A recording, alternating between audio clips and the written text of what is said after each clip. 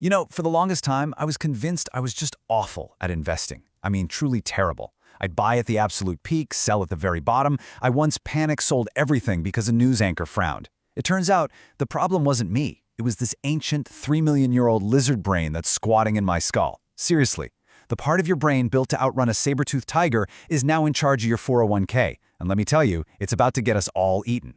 Here's the deal. Every single survival instinct that kept our ancestors alive is now a financial self-destruct button. That fear of missing out, it makes you buy crypto at its all-time high. That herd mentality, it makes you sell everything during a crash because everyone else is. Your brain sees a red arrow on a stock chart and it screams, danger, just like it would for a snake in the grass. It thinks it's helping, but it's actually torpedoing your net worth. And trust me, I've got the heartbreaking brokerage statements to prove it. Now I could just sit here and talk about all this, which is boring. Or I could do what any completely rational content creator would do. I built a psychological torture chamber for investors. That's right. For 30 days, we're going to put 3 unsuspecting people through a financial gauntlet designed to trigger every single one of their worst instincts. We're talking FOMO, panic, greed, confirmation bias. If it's a bad money decision, we're going to find a way to exploit it. For science, of course. So who are these poor souls? I mean, brave volunteers. Well, first we have the complete beginner. She's running on pure vibes and gut feelings.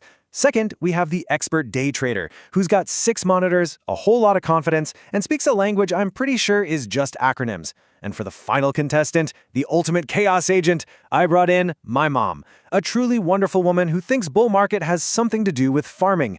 We've given each of them 10 grand to play with. Their mission is painfully simple. Just survive. That's it. For 30 days, we're pitting their raw human emotion against a simple, boring, automated investing plan. It's a fight for the soul of their portfolio. What's going to win? Cold, hard logic or that screaming lizard brain? Well, let's find out. Let's be perfectly honest with each other. This is going to be a glorious, beautiful train wreck, and you have a front row seat. If you want to see who cracks first, and maybe, just maybe, learn the secret to not setting your own money on fire, you need to absolutely obliterate that subscribe button and give that like button a tap. It's the first genuinely smart financial decision you can make today. All right, let's light this fuse. All right, welcome to the lab, or as I like to call it, the gauntlet. Our contestants are all set up with their monitors and their news feeds. Oh, and my favorite little feature, this big, shiny, gloriously tempting red button that just screams panic sell. The rules couldn't be simpler. They have to last 30 days while my team and I do everything in our power to make them psychologically crumble. It's fine. This is for science, I think.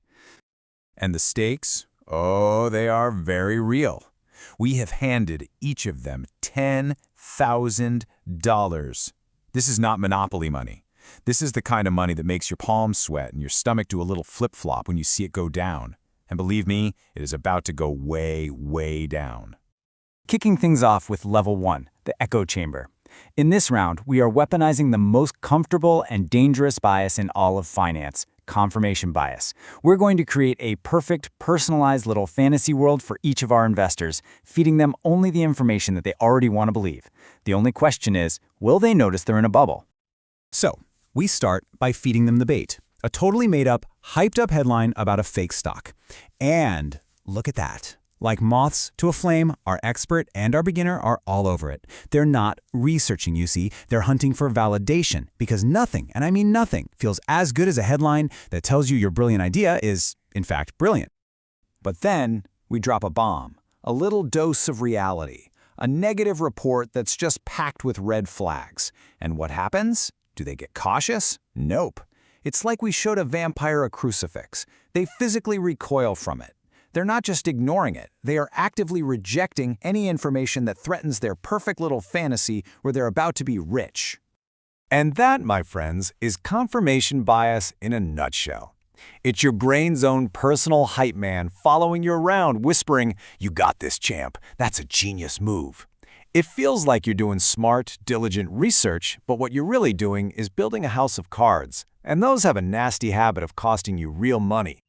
Okay, they made it through the echo chamber, a little bruised but still standing. So naturally, it's time to crank things up to 11. Welcome to level 2, the panic room. We are about to simulate a full-scale, no-holds-barred market crash. The alarms are going to blare, the screens are going to blood red, and we're going to see who can keep it together when it looks like their entire investment is evaporating in real time.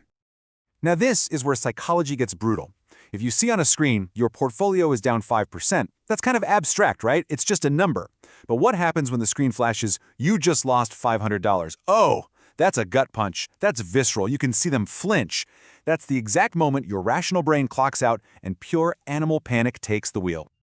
So there's a fancy term for this. It's called affective forecasting, which is just a $20 way of saying we are terrible, absolutely awful at predicting how we're going to act under pressure. See, we all make our financial plans in a cold state, right? We're calm, we're sipping tea, we're rational, but we experience a crash in a hot state, heart pounding, vision blurry, and let me tell you, hot state you will always beat up cold state you and take their lunch money. So how do you fight back? Well, we went looking for an answer and found it in this Reddit community of investing Zen masters called the Bogleheads. Their advice is literally the perfect antidote to panic. Simple stuff, right? Stop watching the screen. If you feel the fear, zoom out on the chart to a 10-year view. Reframe it in your head. The market isn't crashing, your favorite stocks are just on a Black Friday sale. And the big one, you only lock in that loss if you actually hit the sell button. All right, time for the final boss, the grand finale of financial self-sabotage. We are unleashing the nuclear option, FOMO, the fear of missing out. We have engineered a fake meme stock from scratch, and we are about to pump it with so much synthetic, weaponized hype that resisting it is going to feel physically impossible. We are hitting them with everything we've got. Their feeds are just a tidal wave of rocket ship emojis, fake news alerts, and social media posts screaming, "To the moon." The chart is programmed for a vertical takeoff. It is a full-blown sensory assault, designed to create an unbearable feeling that the party of a lifetime is happening and they are the only ones who weren't invited. And oh my gosh, you can see the agony on their faces. Even my mom is leaning forward. This is it. This is the ultimate test. Do you stick to your slow, steady, boring as dirt plan, or do you throw it all in the garbage to chase that rocket? This is the lizard brain versus the logical brain, live in a cage match for $10,000. Okay. Enough chaos. Let's take a breath. We've seen the panic, we've seen the greed, we've seen the FOMO. So what's the antidote? What's the secret weapon that can actually save us from ourselves? Well, according to a ton of research, the most powerful tool in your arsenal is something shockingly simple. And yeah, I'll admit it, it's pretty boring. It's a pre-written financial plan. A really good plan, an anti-panic plan, really only has 3 parts. First, you have to write down your why. Not just to retire, but the real, emotional reason. That's your anchor in a storm. Second, you set your rules in advance. You decide when you'll sell or rebalance before the market is on fire. And third, you automate everything. You basically build a system to protect your future self from your current, impulsive, lizard-brained self. This quote from Vanguard just nails it. It says, "Changes to the portfolio should be motivated by the headlines of clients' lives, not the headlines in the news." Think about that. The only reason to change your plan is because something big happened in your life. You got a new job, you had a kid. It should never, ever be because of some scary headline. The plan is the filter for all that noise. And scene. 30 days of financial warfare are officially over.